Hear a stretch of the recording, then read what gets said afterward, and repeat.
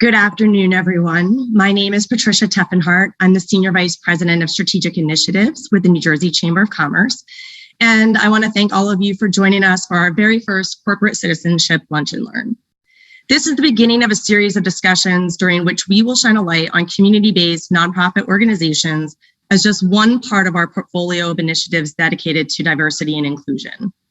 As a frame of reference, together with the African American Chamber of Commerce of New Jersey, we are working to advance 5 strategic priorities as they relate to diversity and inclusion, including workforce, board, and supplier diversity, access to capital, and corporate citizenship, which is the topic about which we'll be discussing today. And I thought it might be nice if we started with our very own New Jersey Chamber of Commerce Foundation and their Jobs for America's Graduates program. As so many employers are contending with labor shortages, it felt like the right time to shine a light on the work of our foundation and our JAG staff and what they're doing to address talent pipeline issues and increase diversity in our workforce. And at the end, we'll discuss some ways others can join our efforts. So with that, let me introduce you to today's panelists, my colleagues Donna Custard, who is the president of the New Jersey Chamber of Commerce Foundation, and Dr. Sandra Struthers, the executive director of Jobs for America's Graduates New Jersey. Donna and Sandra, let me give you a minute to introduce yourselves before we dig into today's discussion. Donna, tell us a little bit about who you are.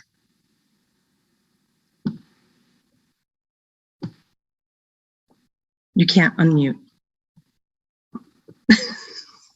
Let's see. I'm asking you to unmute. There we go. Thanks for the introduction, Patricia. I've been with the Chamber Foundation since 1997, so I'm just about to complete 25 years. I've got about 30 years of nonprofit experience, which includes not just the Chamber of Commerce Foundation, but the Boy Scouts of America, ETS, and the United States Peace Corps. Great. Thank you so much for being with us today. I'm so happy that I get to work with you and put a spotlight on your good work. Sandra, let's see if we can get you to unmute.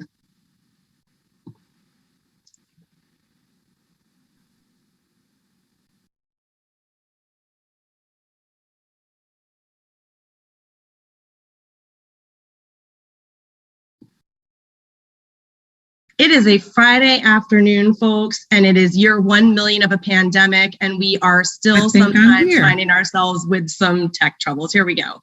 That's okay. Thanks so much, Patricia. Hello, everyone. I am Sandra Struthers. I am the executive director for JAG New Jersey. I've been in New Jersey for over almost 20 years, a little bit over. My work over the last 30 years has been with helping students meet equity goals. I started in higher ed, and I moved then to the Department of Education. I was there for almost 17 years, and then found my other passion through JAG. So it's great to be here. Well, I'm thankful to have both of you here. In the true spirit of a lunch and learn, and in today's hectic, fast-paced world, right? We eat quickly, so we're going to talk quickly because we have a lot of really good content we want to cover. So we're going to dig in. I'd love I guess we could start with Donna. Tell us a little bit about the foundation. I think it is potentially new to some members of our audience that there even is a New Jersey Chamber Foundation. So I'd love if you could give us a little bit of background. How long have you been in existence? What do you do? And then we'll slide into some more details about JAG. Oh no, what is going on? It's like I have too much control. I have to keep asking you to unmute. I'm going to stay unmuted from now on. So yes, the New Jersey Chamber of Commerce Foundation is the nonprofit arm of the state chamber. Lots of people don't know that we even exist. We were formed, as I mentioned, in 1996 as a direct result of the board of directors and members of the New Jersey Chamber of Commerce expressing the pain points that they had. The chamber thought perhaps it was infrastructure, taxes, insurance, but the number one issue that came to the forefront in a survey that was conducted was that employers are having a tough time finding qualified employees. So that was the purpose of the formation of the foundation. And we have been working with all different kinds of populations ever since the formation of the foundation. We've worked with students with disabilities, students who have a high risk of dropping out, students who do not have the same kind of opportunities in urban areas as their suburban peers. And when I was first introduced to the Jobs for America's Graduates program back in, I believe it was 2015, I didn't believe that such a program with such tremendous results even existed. And I was very interested in learning more. And that's when Dr. Struthers and I crossed paths. Long story short, we adopted the program, went through our board of directors to do so. And about a year after we brought the program to the foundation, we stole Sandra away from the Department of Education to spearhead it. Well, and I think what's interesting is here we are all these years later, and still when we survey our members and we talk to our colleagues, workforce development is still the number one issue that we're contending with. And so what's that saying? Everything that's old is new again, or same old, or same stuff, different day, whatever kind of terms we want to put onto it. You were right to have picked up the mantle on this issue way back when, and we're thankful that we still have you moving these conversations and these initiatives forward. So let's dig into it. Let's talk a little bit more about JAG. I know that both of you are incredibly fluent at discussing all of the details of JAG. I remember very clearly the very first phone call I had with you both as I was joining the team here at the Chamber. And I literally took about 5 pages worth of notes because there's not one detail that you don't know. And the passion and commitment that you have to building the talent youth pipeline is really obvious in a conversation with you. And I'm hoping that that can come through for those who are in attendance with us today. So Sandra, tell us what you do, how you do it, what's the magic, tell us about the secret sauce, but also we'd love to hear some of the real true obstacles and challenges that you experience. Sure. So this is going to be tough.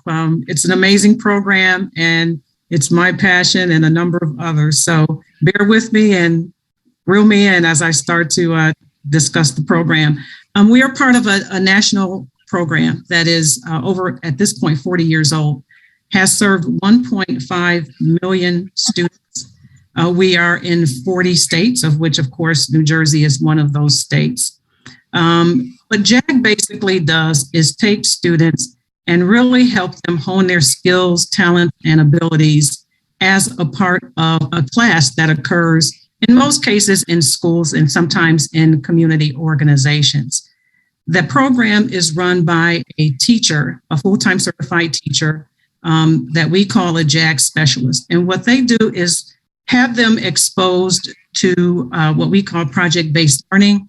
That's the instructional strategy, but there's a co-curricular piece to it too that includes having employers be a part of this effort, not only in the classroom through guest speaking and job shadowing, but training, some mock interviewing, and all the way to talent pipeline development.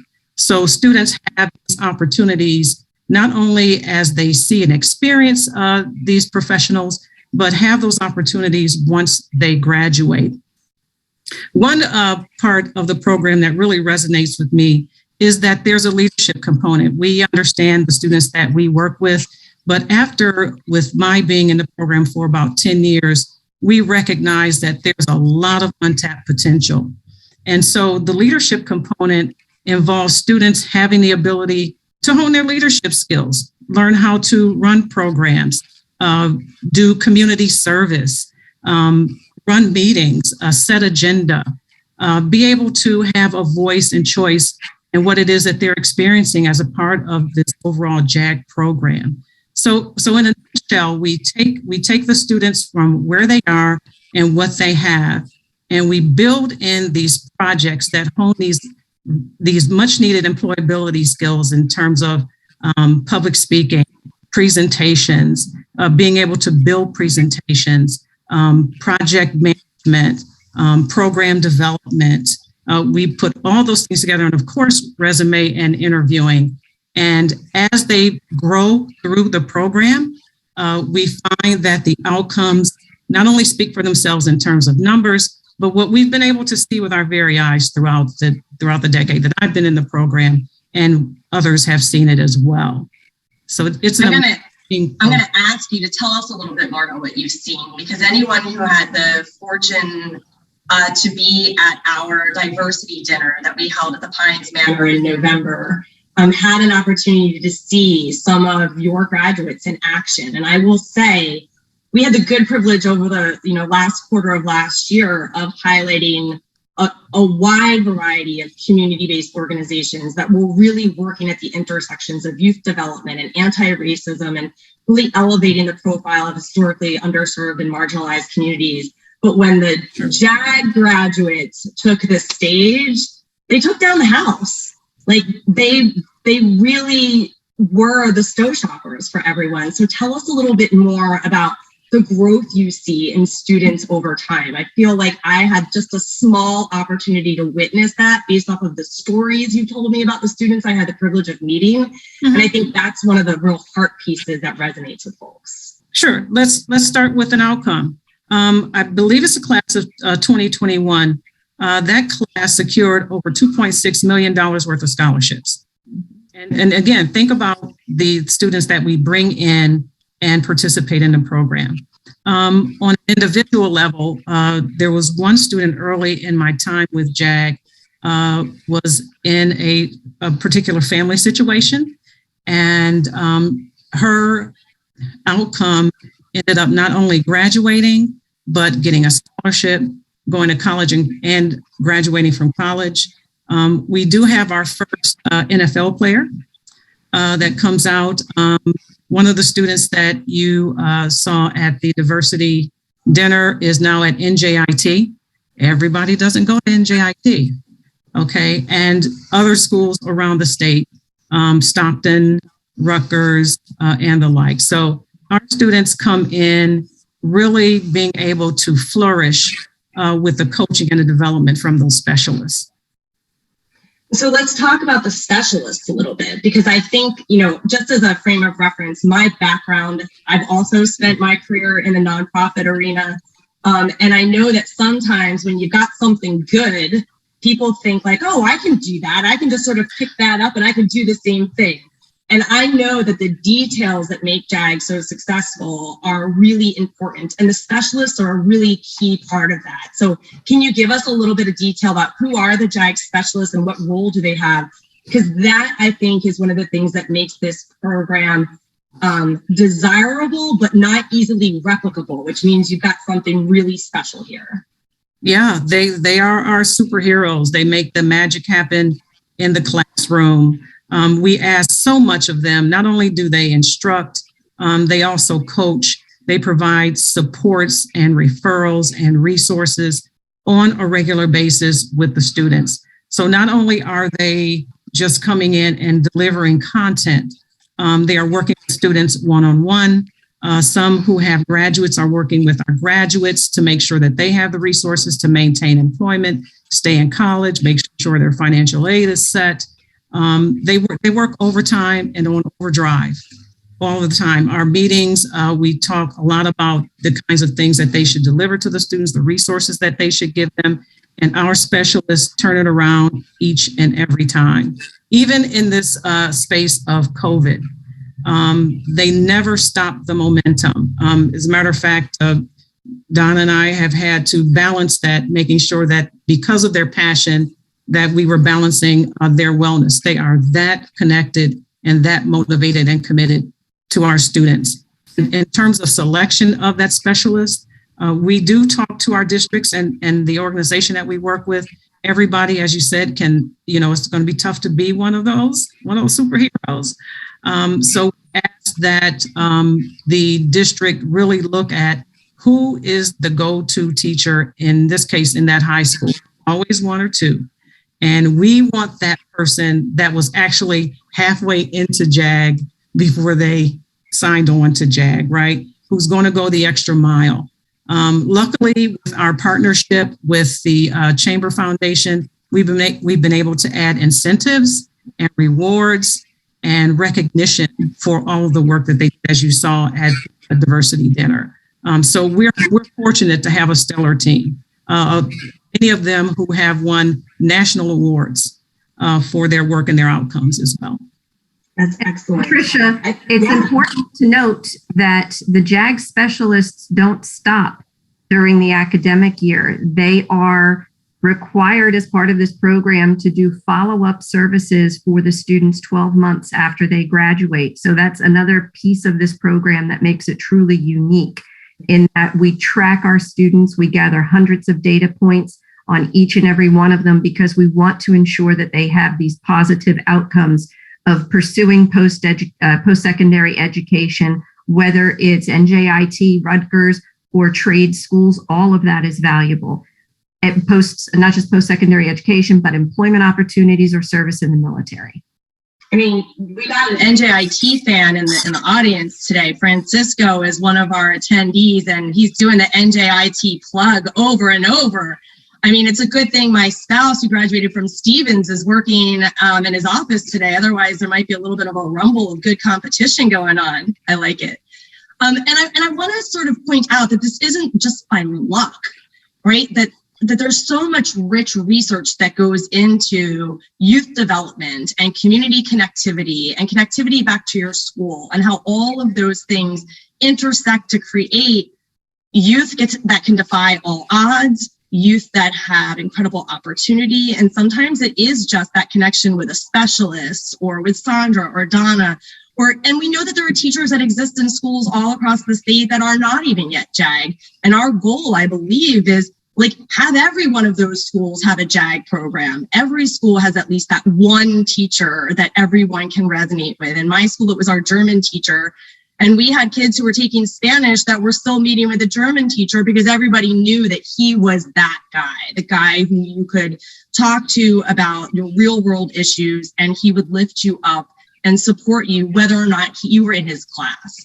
And so as we start to think about the time crunch that we're under, and that it's at 12:22, and we're going to be cognizant of time, I'm hoping that what we're able to do is spend a couple of minutes talking about how can other folks get involved, right? The benefit, I think, of having JAG be a part of the Chamber Foundation, the Chamber Foundation be a part of our Chamber community, is that we have access to tremendous professionals all across the state that are both philanthropically inclined, but also prime candidates to mentor and hire the students as they move through their career path. So how can anyone who's on here today, and as we share this out afterwards, how can people get involved?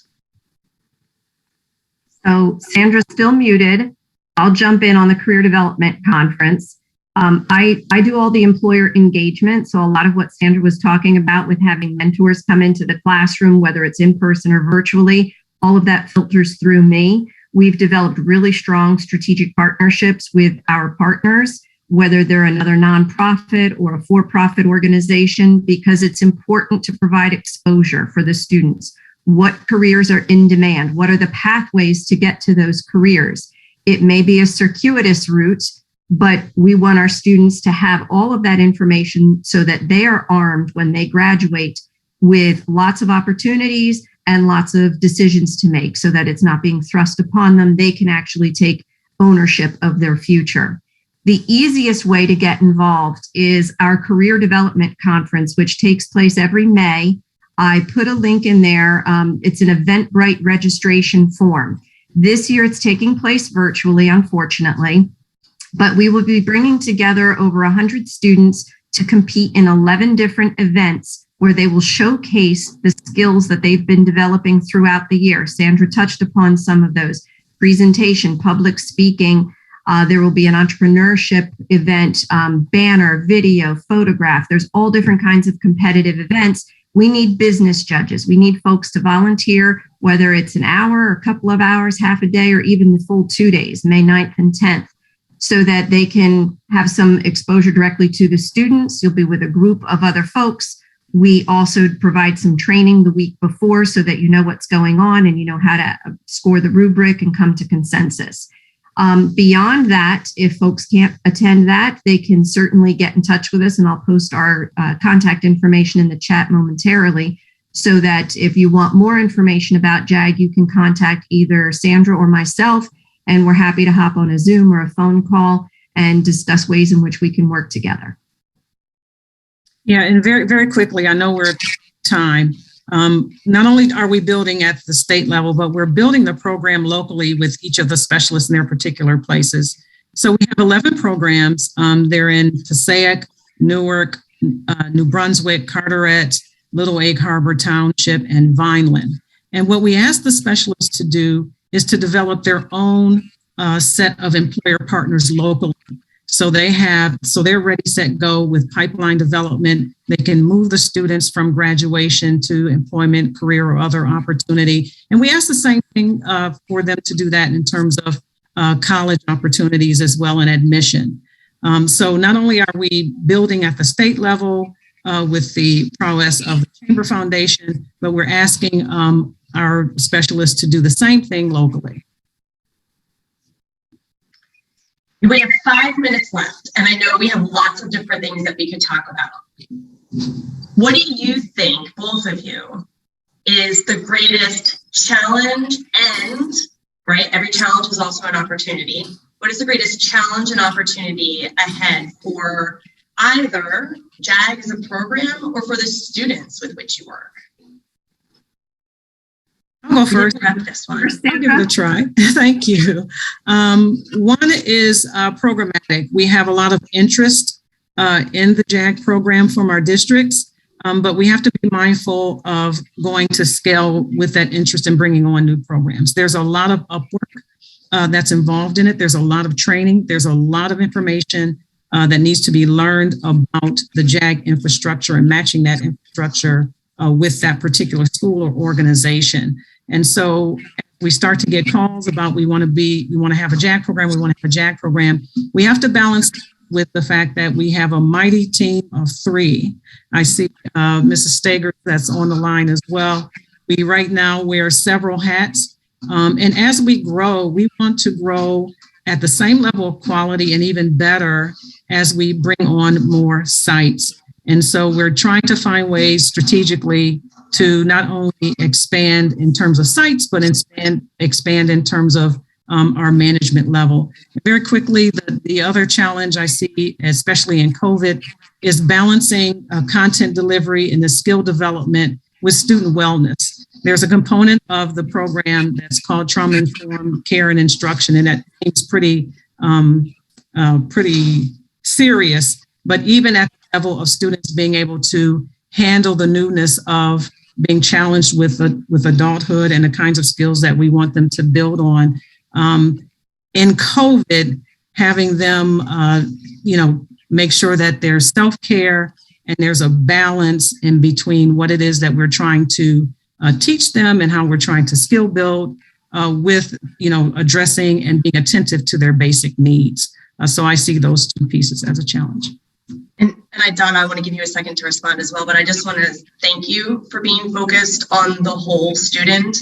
I know, we know as professionals and as adults, the impact the pandemic has had on us, and as employers, we see the impact it has on our workforce, and building the capacity of young people to be able to take care of themselves will make them more well-rounded professionals moving forward. And that's not a skill that's often taught in school, particularly in rigorous academic competitive environments. So again, I think that just speaks volumes to how much care goes into the facilitation of the program and for the students that have an opportunity to be working with all of you.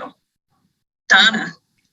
So to piggyback off of what Sandra was saying, as we grow, we want to maintain the high quality standards that we've implemented. We know what works in New Jersey. We have our own formula that's been very successful. We have graduated 93 to 100% of the students who have passed through the program.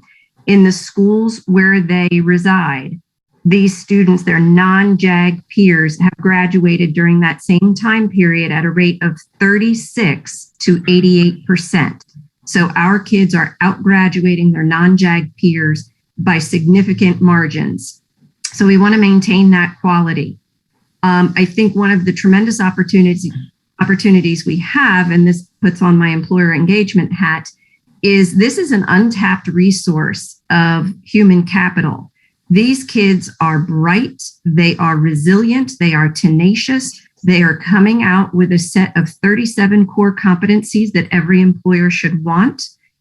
And I would say that, if you're interested in tapping into this pool, please contact us. The caveat I would provide with that is understanding who we serve.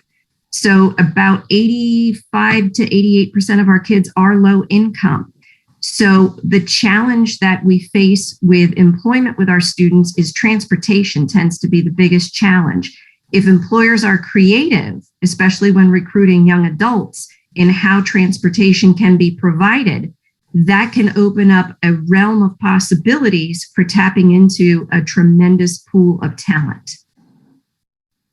Thank you for that. And I think that also speaks to the intersection of all of these issues, right? We can't address a workforce shortage without addressing transportation challenges. And, I think folks across the country look at a state like New Jersey, and we know we can drive from top to bottom, south to east, or north to west, or wherever we need to go in relatively short time in comparison to other places across the country. Yet we do still have a public transportation infrastructure that's severely lacking, particularly if you are anywhere outside of an urban center. And so we know that's where a lot of our employers are housed. We know that they are, along the corridor on Route 1 or over in Somerset County, where a lot of the pharmaceutical companies are.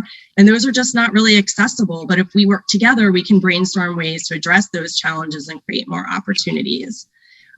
We are at our time, my wonderful colleagues. I want to thank you both and our dear colleague Jennifer, who is joining us today also as a participant from our Chamber Foundation team, for the work that you do every day.